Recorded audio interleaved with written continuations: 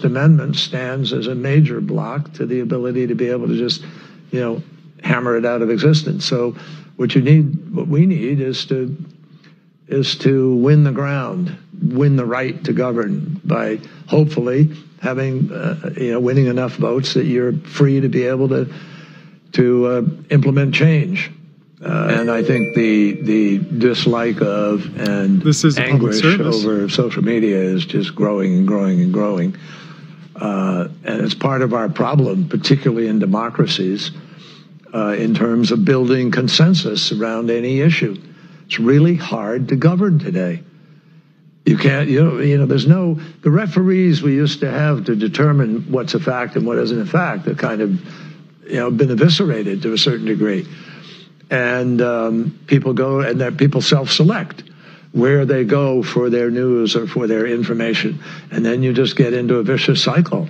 So it's really, really hard, much harder to build consensus today than at any time in the 45, 50 years I've been involved in this. And there's a lot of discussion now about how you curb those entities in order to guarantee that you're going to have some accountability on facts, et cetera.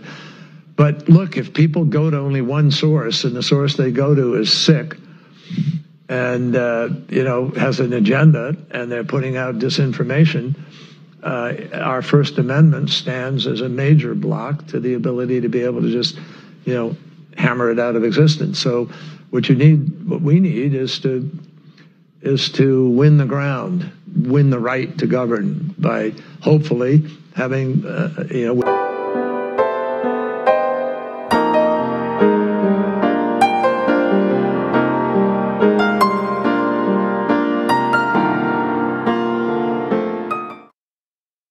Big breaking news that you may have missed if you've only been watching and listening to the state-run media. So here's what happened.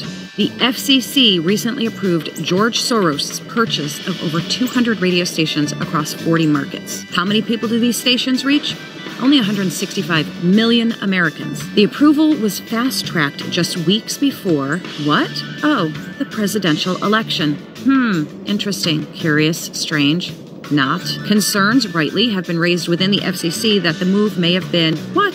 Politically motivated. The FCC's 3 Democrat commissioners voted in favor while the 2 Republican commissioners opposed it.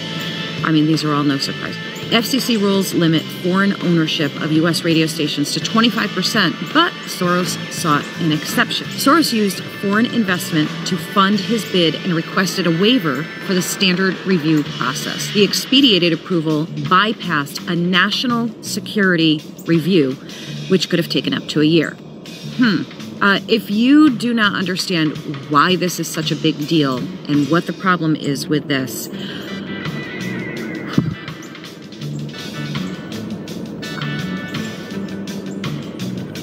yeah.